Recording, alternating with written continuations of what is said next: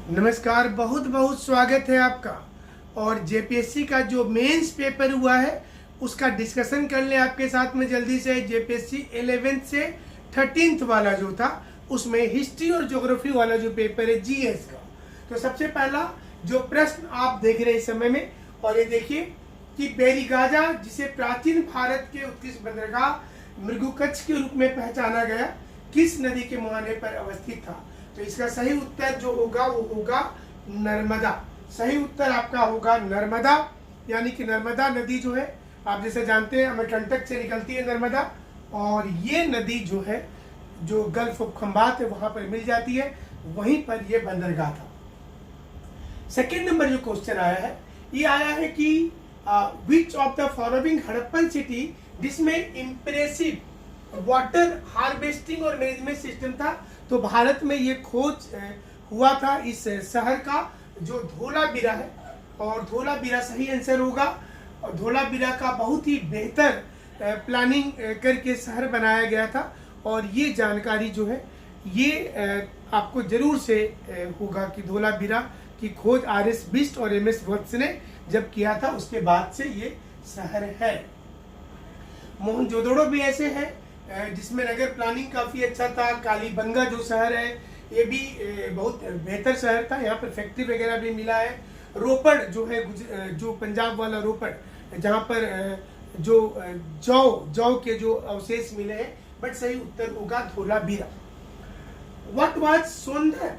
सोंधर जो है ये एक प्रकार का क्या था?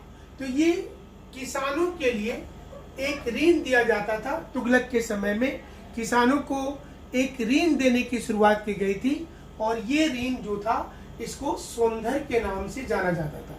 चैनल को लाइक जरूर से कीजिएगा, मतलब वीडियो को भी लाइक कीजिएगा और चैनल को सब्सक्राइब कीजिएगा, ताकि सारी पढ़ाई की वीडियो सिर्फ इस चैनल पर आपको मिलता रहेगा।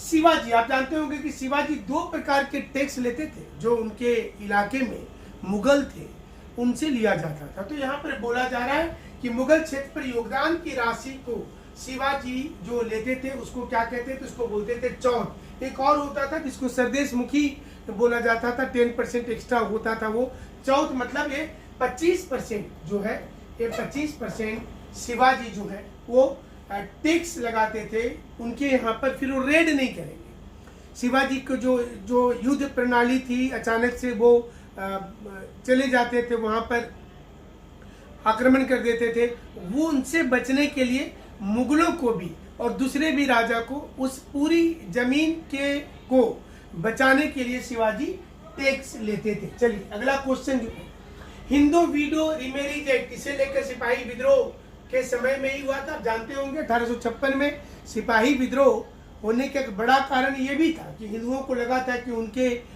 जो उनके मतलब धर्म है उसमें एक प्रकार से आघात हो रहा है।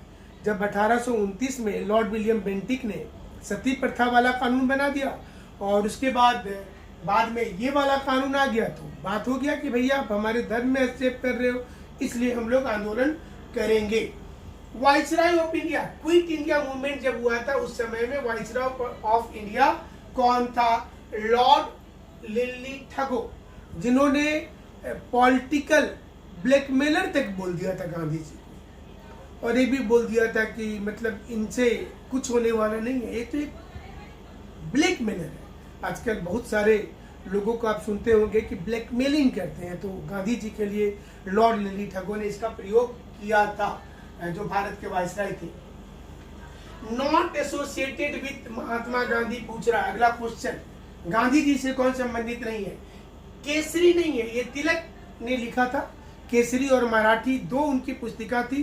केसरी जो था वो था मराठी में, और मराठी था इंग्लिश में, ये भी पूछता है कभी कभी। और ये बाकी सभी था गांधी जी के साथ, इंडियन ओपिनियन, हिंद स्वराज और हरिजन। इसके बाद का क्वेश्चन जो है प्रिंसली स्टेट से, आप ये क्वेश्चन अक्सर सुनते होंगे, बहुत ज्यादा टफ नहीं है ये वाला ये, और इसमें सीधे तौर पर वल्लभ भाई पटेल होगा, क्योंकि देसी रियासत को अधिग्रहण किए थे। हैदराबाद का तो नाम आपने सुना होगा, जूनागढ़ का भी सुना होगा, जम्मू कश्मीर वाला भी मामला सुना था, ये तीनों में उनका था। और ये इस समय में चूंकि 370 वाला चर्चा में रहा होगा पहले, तो उससे भी थोड़ा इफेक्टेड होकर के इसको बनाया गया होगा। सुभाष चंद्र बोस का और जयप्रकाश नारायण जी और विनोबा भावे जी का दूसरी चीजों में योगदान है। मुंडा उलगुलान, और ये आप अक्सर जो लोग रांची में रहते हैं, बिरसा मुंडा जी के बारे में बहुत सारी चीजें वहाँ पर भगवान बिरसा से ही संबंधित है, तो ज़्यादा इसमें आपको समय और दिमाग नहीं लगाना है। दमेन एक को, और दमेन एक को जो था ये आपको संथाल के साथ में था, संथाल अपराइजिंग जो था, और वो दमेन एक को के रूप में जाना जाता था। इसके बाद जो लॉन्ग आंसर है, देखिए लॉन्ग आंसर में देखिए यूपीएससी हो या जेपीएससी हो, आपके पास सटीक लेखन शैली होनी चाहिए। जो सिंधु घाटी सभ्यता उत्पत्ति का कारक पूछा गया है, origin of Indus valley civilisation. दूसरा पूछा गया है कि critically realise the market reform initiated by Alauddin Khilji, जो सहना मंडी था उससे संबंधित ये प्रश्न है कि सहना मंडी के बारे में आपको विस्तार पूर्वक करना है कि कैसे जो कंट्रोल मार्केट किया था अलाउद्दीन खिलजी का, बहुत फेमस है ये, अगर आपने इतिहास पढ़ रखा तो जरूर जानते होंगे।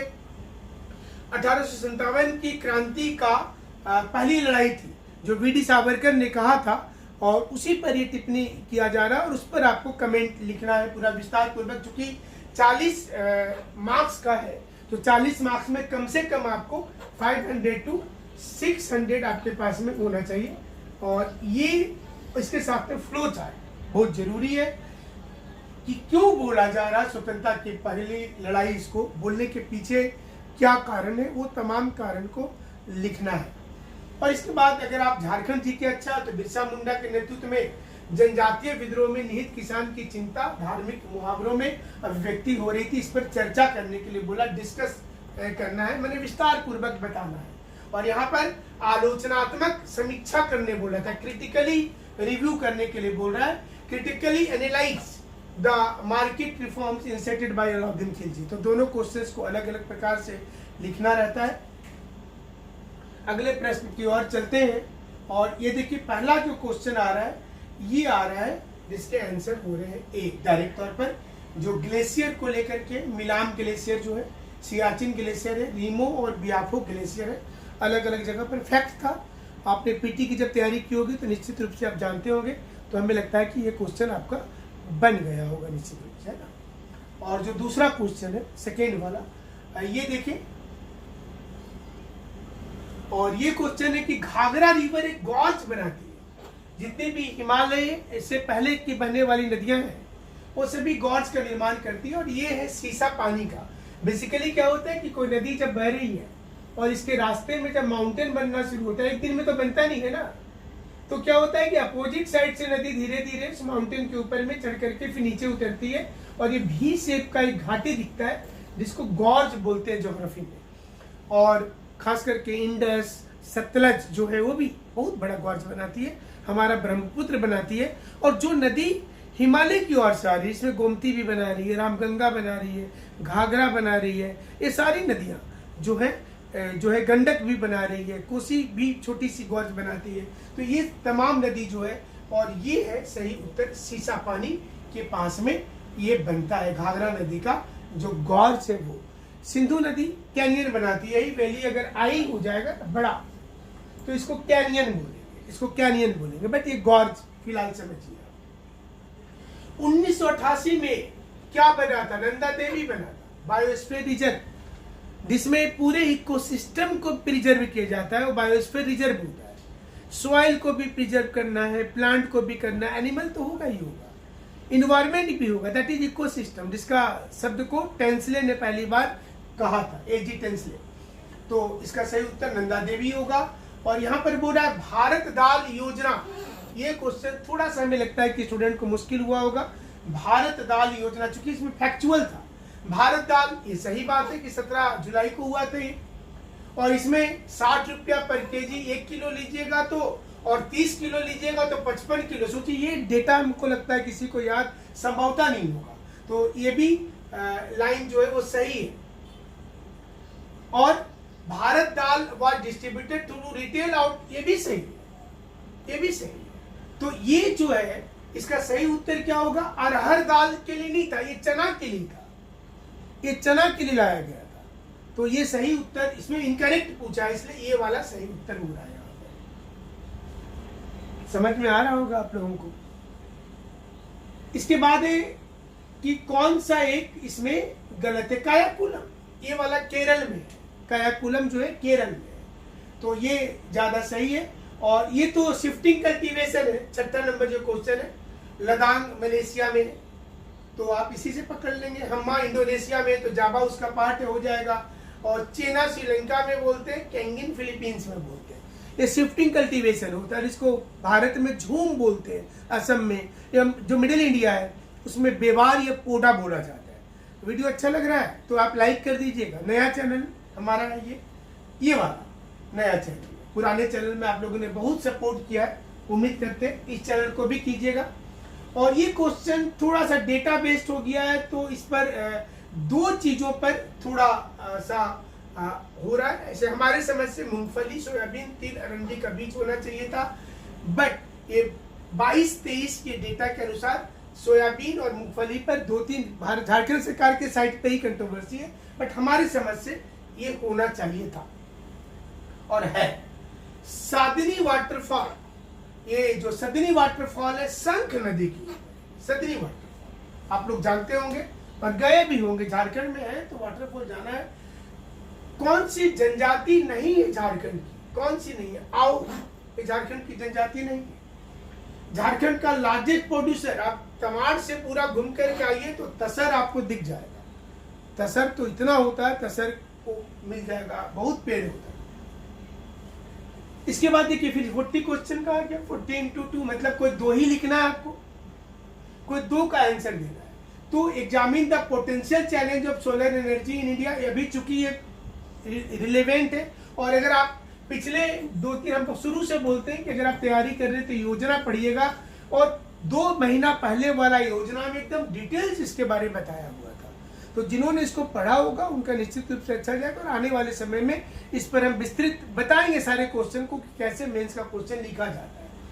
भारत में विभिन्न प्रकार की वनस्पति की विशेषता और इसका स्थानिक वितरण हो रहा है, डिफरेंट टाइप ऑफ वेजिटेशन का डिस्ट्रीब्यूशन।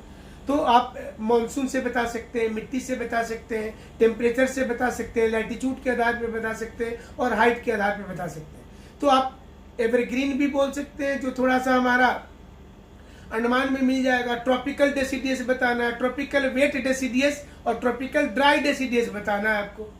ये दोनों के अलावा में एरिड जोन का बता देना, जिसको जेरोफाइट्स बोलते हैं, और थोड़ा सा टाइडल बता देना, टाइडल वाला फॉरेस्ट, मैंग्रोव वाला। आपके आंसर्स तो आ ही जाएंगे। और इसके बाद देखिए ये बहुत अच्छा क्वेश्चन पूछा, ट्रॉपिकल एंड टेम्परेट साइक्लोन का। जो साइक्लोन ये बोल रहा है कि ट्रॉपिकल क्षेत्र में 23.5 डिग्री के पहले बन रहा है, जिसको हम लोग इंडिया में साइक्लोन बोल रहे हैं, जिसको चाइना वाले टाइफून बोलते हैं, जापान वाले टाइफू बोलते हैं, ऑस्ट्रेलिया वाले विली विली बोलते हैं, अमेरिका वाले हरिकेन बोलते हैं। ये क्वेश्चन पूछ रहा है। फिलीपींस वाले बैजियो बोलते हैं। तो बोलता है कि उसमें और जो टेम्परेट यानी कि जो 60 डिग्री के पास बन रहा है, 40 से 60 के बीच बन रहा है, जिसको डिप्रेशन के नाम से जाना जाता है, अटलांटिक महासागर में बनने के बाद वो कैसे किधर आ रहा है, उसका क्या विशेषता होता है, ज्यादा दिन तक लास्टिंग होता है। इसमें आपको कोरियोलिस फोर्स के बारे में लिखना है इस क्वेश्चन में, फेरेल्स के नियम के बारे में लिखना है, ओशन करंट के बारे में लिखना है, और ये बताना दोनों के बीच का डिफरेंस बताना है। हमारी पुरानी वीडियो भी थी इस पर, हमारे पुराने वाले चैनल पर। और झारखंड में सॉइल इरोजन और डिग्रेडेशन है, तो हमें उम्मीद है कि आप सारे क्वेश्चंस को लिख पाइएगा। और आने वाले समय में जब तैयारी कर रहे हैं तो कोशिश करना है कि मेंस बेहतर से बेहतर तरीके का प्रैक्टिस करते रहे। और ऑब्जेक्टिव जब आप पढ़ाई कर रहे हैं तो बनना चाहिए 1-2 क्वेश्चन, निश्चित रूप से थोड़े मुश्किलात होते हैं। सारे पेपर का उत्तर इस चैनल पर आपको